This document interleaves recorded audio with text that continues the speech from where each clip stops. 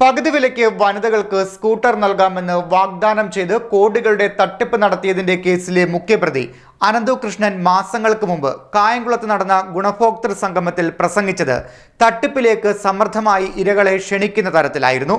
National NGO കോൺഫെഡറേഷന്റെ ആഭിമുഖ്യത്തിൽ community development initiative പദ്ധതിയുടെ ഭാഗമായി ജില്ലയിലെ മുതുകുളം, മാവേലിക്കര, ചെങ്ങന്നൂർ, ഭരണിക്കാവ് തുടങ്ങിയ സീഡ് സൊസൈറ്റികളുടെ ഗുണഭോക്തൃ സംഗമമാണ് കായംകുളത്ത് നടത്തിയത്.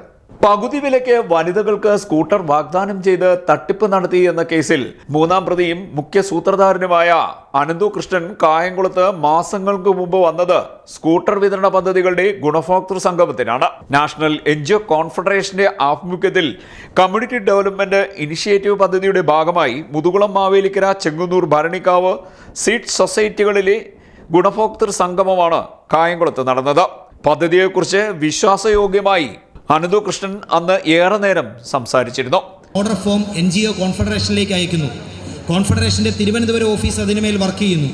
അതിൻ്റെ കൺസൾട്ടിംഗ് ഏജൻസിയുടെ ഓഫീസിലേക്ക് അയക്കുന്നു. ഡൽഹി ഓഫീസിൽ നിന്ന് അത് കോർഡിനേറ്റ് ചെയ്തിട്ട് ബന്ധപ്പെട്ട കരാർ സ്ഥാപനങ്ങൾക്ക് പർച്ചേസ് ഓർഡർ കൊടുക്കുന്നു. ആ കരാർ സ്ഥാപനങ്ങൾ അതിൻ്റെ എല്ലാ വർക്കുകളും പൂർത്തീകരിച്ച് അവർ നിങ്ങളുടെ കൈകളിലേക്ക് ആനുകൂല്യം എത്തിക്കുന്നു. അതിൽ നിങ്ങളുടെ മൂല്യമേറിയ 50%, നിങ്ങളുടെ അധ്വാനത്തിൻ്റെ ഫലമായിട്ടുള്ള 50%, അതേ 50% ഒരു വ്യക്തിയെ സംബന്ധിച്ച് അവരവരുടെ 50% മാത്രമാണെങ്കിൽ NGO കോൺഫെഡറേഷൻ ഇത്രയും അധികം ആളുകളുടെ 50% വിവിധ ഏജൻസികളിൽ നിന്ന് സമാഹരിച്ച് നിങ്ങളുടെ കൈകളിലേക്ക് എത്തിച്ചു തരികയാണ്. ഒരു സ്ഥാപനം നമുക്കിങ്ങനെ ഒരു ഫണ്ട് തരുന്നുണ്ടെങ്കിൽ ആ സ്ഥാപനത്തിൻ്റെ പുറത്ത് വെയിലത്തും മഴയത്തും നിന്ന് പണിയെടുക്കുന്ന സെക്യൂരിറ്റിക്കാരൻ മുതൽ അതിൻ്റെ ഉടമ വരെയുള്ളവരുടെ അധ്വാനത്തിൻ്റെ ഒരു വിയർപ്പ് അതിൻ്റെ ഭാഗമായിട്ടുണ്ട് എന്ന് നമുക്കൊരു തിരിച്ചറിവുണ്ടാകണം. ഇല്ല വേണ്ടേ?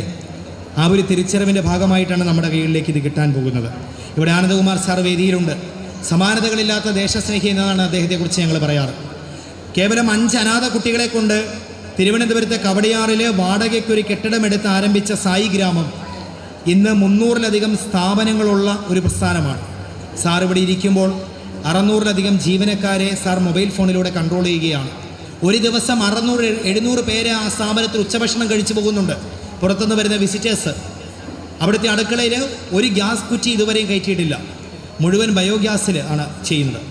അവിടുത്തെ അടുക്കളയിലേക്ക് വേണ്ടുന്ന പാചകം ചെയ്യുന്ന മുഴുവൻ കാര്യങ്ങളും അവിടെ തന്നെ ഉൽപ്പാദിപ്പിക്കുകയാണ്. ആവശ്യമായ പാൽ അവിടെ ഉൽപ്പാദിപ്പിക്കുന്നു, പച്ചക്കറി ഉൽപ്പാദിപ്പിക്കുന്നു, നെല്ല് ഉൽപ്പാദിപ്പിക്കുന്നു. അതെല്ലാം ഉപയോഗിച്ചുകൊണ്ടാണ് അവിടുത്തെ അടുക്കള പ്രവർത്തിക്കുന്നത്. ആ സായി ഗ്രാമം കേരളത്തിലെ ഏറ്റവും വലിയ ഡയാലിസിസ് പ്രോജക്റ്റ് നടത്തുകയാണ്.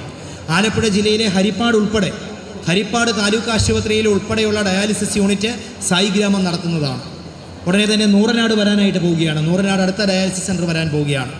സാറ് ഇതിനോടകം കേരളത്തിൽ നടപ്പിലാക്കിയത് 20 സൗജന്യ ഡയാലിസിസ് കേന്ദ്രമാണ്. ആ 20 സൗജന്യ ഡയാലിസിസ് കേന്ദ്രത്തിലൂടെ 5,10,000 സൗജന്യ ഡയാലിസിസാണ് അദ്ദേഹം ഇതിനോടകം സൗജന്യമായിട്ട് കൊടുത്തത്. അതിനുവേണ്ടി തന്നെ 100 കോടി രൂപയാണ് സായി ഗ്രാമം ചെലവഴിച്ചത്. 100 കോടി രൂപ ചെലവഴിച്ച അദ്ദേഹത്തിന് ഏറ്റവും വലിയ കെൻഡക്കി നാഷണൽ അവാർഡ് തേടിയെത്തുകയുണ്ടായി. ഇന്ത്യയുടെ ഡയാലിസിസ് മാൻ എന്നാണ് അദ്ദേഹം അറിയപ്പെടുന്നത്.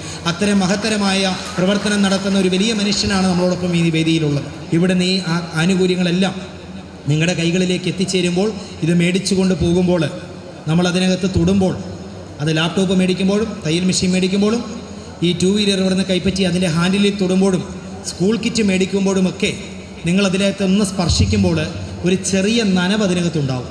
ആ നനവെന്ന് പറയുന്നത് ഈ ഇടവപ്പാതിക്ക് പെയ്യുന്ന മഴയത്ത് മഴവെള്ളം വീണ് നനഞ്ഞ നനവല്ല, മറിച്ച് ഈ ഒരു ആനുകൂല്യം നിങ്ങളുടെ കൈകളിലേക്ക് എത്തിക്കുന്നതിന് വേണ്ടി അക്ഷീണമായ പ്രയത്നം നടത്തുന്ന ഒരു വലിയ ടീമിൻ്റെ അധ്വാനത്തിൻ്റെ വിയർപ്പിൻ്റെ നനവാണത്. അഡ്വക്കേറ്റ് U പ്രതിഭ MLA അടക്കമുള്ള ജനപ്രതിനിധികളും പരിപാടിയിൽ പങ്കെടുത്തിരുന്നു. കായംകുളത്തെ ഈ യോഗത്തോടെ പദ്ധതിയെ തങ്ങൾ കൂടുതലായി വിശ്വസിച്ചു പോയെന്നും തട്ടിപ്പിനിരയായ സ്ത്രീകൾ പറയുന്നുണ്ട്. CDNet news, Kayamkulam.